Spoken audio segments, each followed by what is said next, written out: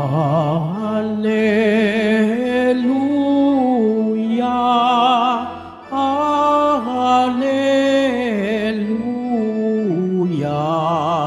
Alleluia, Alleluia.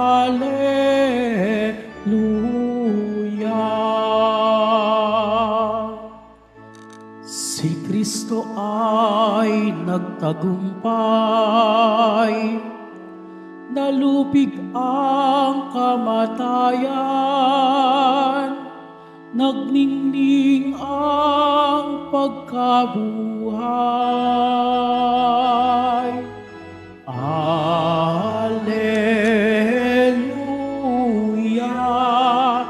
Alleluia, Alleluia, Alleluia.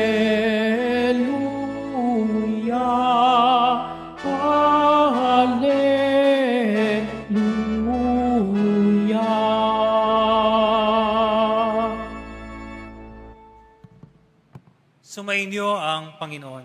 At sumayo rin. Ang mabuting balita ng Panginoon ayon kay San Lucas. Papuri sa iyo, Panginoon. Noong panahon iyon, samantalang nanggigilala sa mga tao sa lahat ng ginawa ni Jesus, sinabi niya sa kanyang mga alagad, "Tandaan ninyo itong sasabihin ko, pagkakanulo ang anak ng tao, ngunit hindi nila ito naunawaan, pagkat niligid ito sa kanila." Nangangamba naman silang magtanong sa kanya kung ano ang ibig sabihin niyon. Ang mabuting balita ng Panginoon.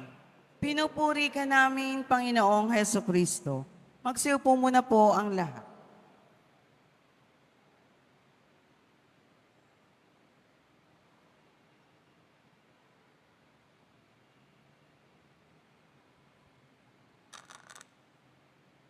Good morning, good afternoon, good evening. Ito po ay dahil pag-araw po ng Sabado dito sa Quiapo Church. Ito po ay araw na nakalaan lalo na sa mga pilgrims from all over the Philippines and even from all over the world. Ayan po. No? Kaya we are being seen from all four corners of the world. Mga Pilipino kababayan natin sa iba't ibang bahagi ng mundo, welcome po, masayang pagdating, pagdalaw, pagsisimba dito sa Basilica Menor at pambansang shrine. The National Shrine na po tayo ngayon ng Jesus Nazareno. At lalo-lalo na itong nabanggit natin kanina, mga taga-Angat, Bulacan, at mga Pasigenyo. Welcome po sa inyo. And I'm sure marami po dito na nanggaling din sa karatig syudad ng Maynila, mga deboto, mga mananampalataya. Let us welcome one another. Can we just, ngitian po natin yung ating katabi? Ngitian naman po natin, magandang hapon sa inyo, magandang tanghali, nananghalian ka na ba? Hindi pa. Ayan. Mamaya, maraming makakainan dito sa paikot-ikot paligid ng Quiapo Church. Ayan po. Ito pong panahon ngayon, sa panahon pong ito, ay tumitingkad po ang tatlong uri ng ugali mayroon tayo. Tatlong uri. At ito po ay makikita natin sa Ebanghelyo sa araw na ito. Dahil sa araw pong ito, napakaisi ng ating Ebanghelyo, na pagkatapos po, na ang Panginoon ay mangaral, ang Panginoon ay narinig ng maraming tao at dumami ang kaniyang mga tagahanga, ayan, bigla namang isiningit ng Panginoon. Alam niyo po yun, yung sa kalagitnaan ng inyong kasayahan, sa kalagitnaan ng inyong pagdiriwang, dahil maraming nanggilalas sa pangangaral ni Jesus, maraming naging tagahanga. Dumami yung kanyang followers. bigla kanyang siningit, may isiningit ang Panginoon.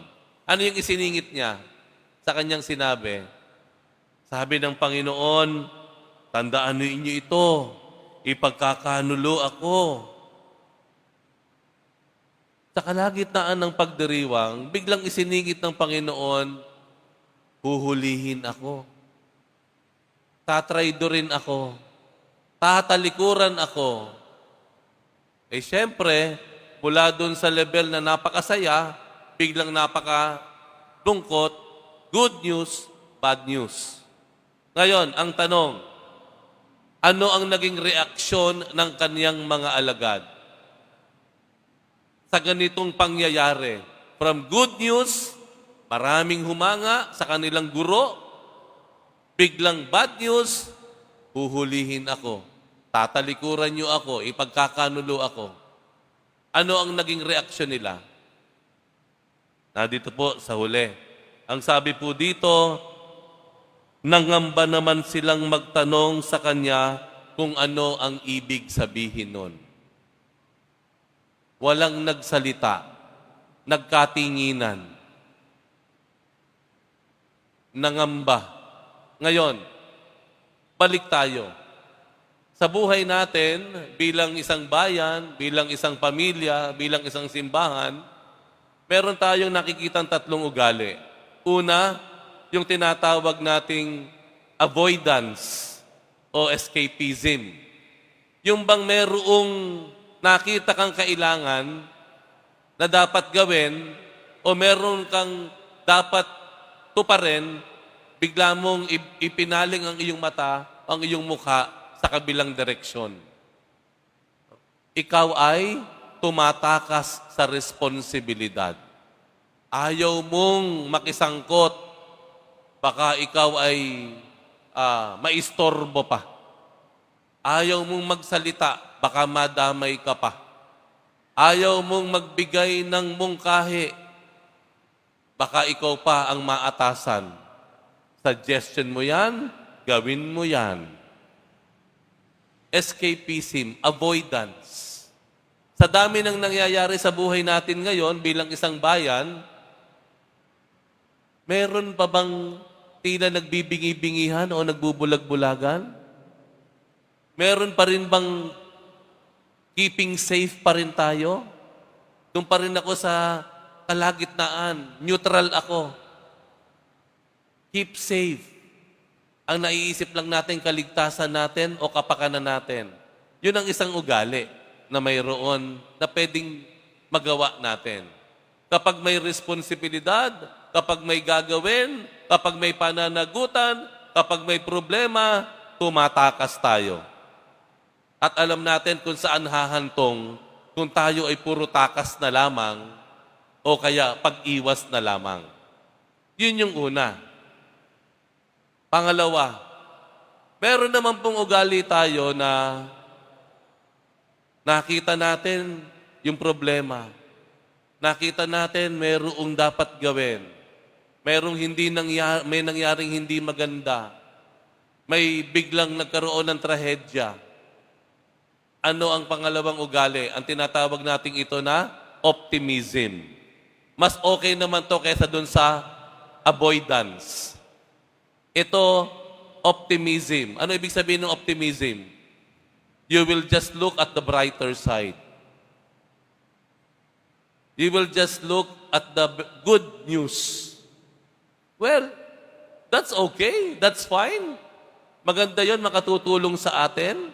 Na kapag may nangyayaring gusot sa paligid, kapag may nangyaring hindi maganda, ganung masaya sana, titingnan mo na lang kung ano yung mabuti.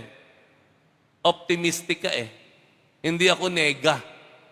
Positive ako. Amen. Tama? Okay po yon. Maganda po yung ugali na yon. Pero sapat ba iyon?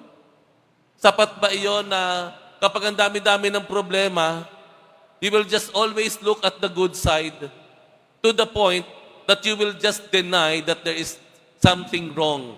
There's something wrong in your midst. Ang problema nandun sa pagiging optimistic, Baka naman sa sobrang pagtingin mo sa maganda, the lighter side, kung ano yung good news, parang namanhid ka naman sa dapat na sanang tugunan na pangangailangan o krisis. Optimism is good, but that is not enough. Amen? Ano yung ikatlo? Yung ikatlo, yun yung ginawa ng Panginoong Jesus. Nasa kalagitnaan ng problema ng mundo, hindi niya ibinaling ang kanyang mga mata palayo. Sa kalagitnaan ng pagkapahamak ng sangkatauhan, hindi na lang niya tinignan yung magandang bagay sa tatao, hindi. Ano ginawa ng Panginoon? Nakisangkot siya. Nakiisa siya. Siya ay dumating sa atin, namuhay, kagaya ng kahit sino sa atin, naging tao, nakisabay sa atin, naramdaman kung ang lahat ng ating pwedeng maramdaman bilang tao, at sa bandang huli, inialay niya ang kanyang sarili para tugunan ang pangangailangan ng tao. Yung huli palagay ko ang mungkahi ng Panginoon sa atin, na hindi tayo magpapasawalang bahala na lamang, na hindi na lang tayo puro brighter side, good side na lamang. Kailangan po makiisa, makisangkot, makiambag, tumulong tayo to be on solidarity, in solidarity, doon lalo na sa mga apektado. Okay? Dahil sa problema. Amen? Ha? Yan yung naging buhay ni San Vicente de Paul na ating inaalala ngayon. Si San Vicente de Paul, pari na siya, pero hindi siya nagsawalang bahala. Tinignan niya yung mga mahihirap, nakiisa siya, nakisangkot siya, nakilakbay siya, nakipamuhay siya sa mahihirap. To the point na gumawa pa siya patayo pa siya ng ospital para sa mga mahihirap na may karamdaman. Hindi po ba? Hindi po ba yan din ang mga katangian ng ating mga santo na si Santa Rita at sa Saint Ignatius, San Ignacio? Na kaya sila naging banal, hindi dahil kinulong nila ang kanilang sarili sa pagdarasal, kung hindi ang kanilang kabanalan ay mababanaagan dahil sa kanilang malasakit sa kanilang kapwa. Dahil sa kanilang pakikiramay sa kanilang kapwa. Ang tanong siguro sa atin ngayon sa sandaling ito, ikaw, paano mo tinitignan ang nangyayari sa mga panahon ngayon? Paano mo tinutugunan ang maraming kahirapan, ang malawak na panloloko o nakawan, pandaraya, sa kaguluhan na ito, ano ang iyong tugon? Are you turning a blind eye? Nagbubulag-bulagan ka rin ba? Are you avoiding? O sabi mo, I will just look at the brighter side. Ang mungkahi ng Panginoon sa atin ngayon, ang sinasabi ng ating Poong Jesus Nazareno ngayon, ay tumugon tayo higit pa sa dalawang nabanggit ko. Ang mungkahi niya sa atin, makiisa tayo, makiambag tayo, magmalasakit tayo, kumilos tayo. Paano tayo kikilos? Simulan po natin sa ating mga sarili.